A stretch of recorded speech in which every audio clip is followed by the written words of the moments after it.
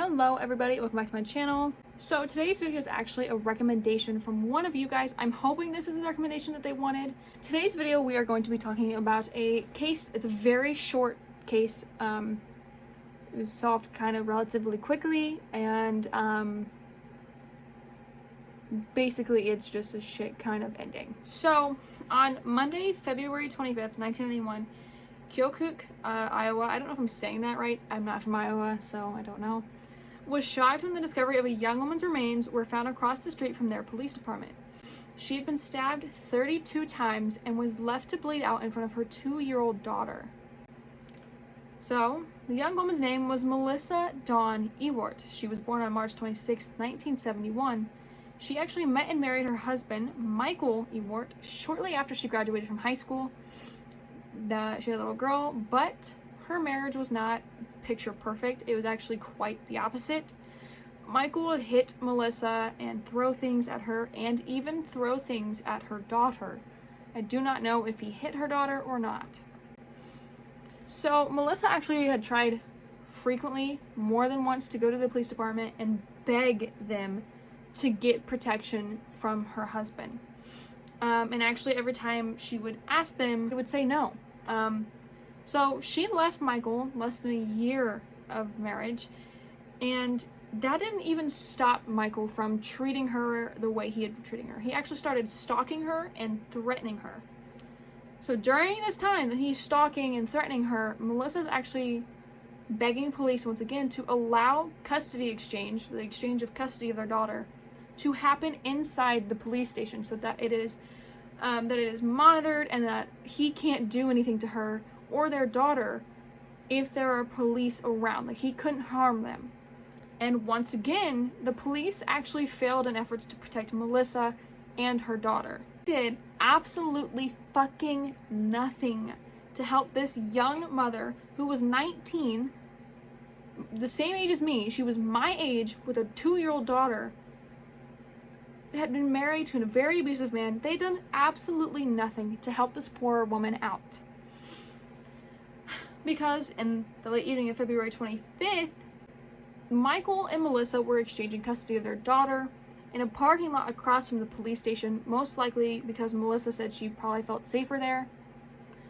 And Michael got out of his vehicle, as did Melissa, and he stabbed her 32 times in front of their daughter. And then he just left her there.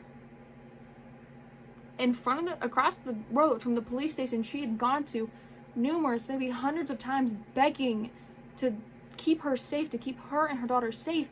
And they said no over and over and over again. So, like I said, her daughter was 2 at the time. If police had just listened to Melissa, if police had just talked to her and asked exactly what is happening, if they'd actually looked into Michael, they probably would have found that he was stalking and harassing and threatening her, hitting their daughter, throwing things at her and her daughter. That would have saved Melissa's life. It probably would have saved this young woman's life. Like I stated, they ended up in the parking lot to exchange custody of their daughter. Apparently, in this exchange, Melissa had another man in the car with her whose name was Gary Jenkins. Michael then stabbed Melissa 32 times, and he was arrested the next day.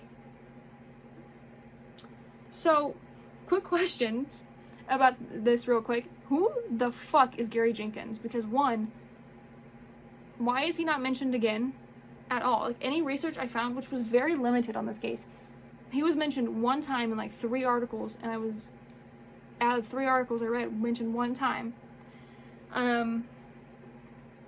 He was apparently there when Michael stabbed Melissa the 32 times that he did. Did Michael intend on going to this exchange and go, today's the day I think I'd kill my ex-wife in front of our daughter? And just the overall question is, what the fuck happened in that exchange that we don't know about? The only person who probably remembers it is Gary Jenkins and Michael Ewart. Though from what I saw, neither man has come out and said anything. Michael is in prison. And who the fuck is Gary Jenkins? Who is this Gary Jenkins man? I literally, like I stated, there's not a lot on this case. I quite literally like sat here on my MacBook for like an hour and a half trying to find anything on this case because it was so long ago in a very small community where this young woman was murdered. There's nothing. I couldn't find anything. So like I stated, I really do hope this is the case that whoever it was suggested. Like, when I Googled exactly what they stated, it wasn't, and I couldn't find anything about that, and then had to go around some obstacles to find, young women. It was just a lot.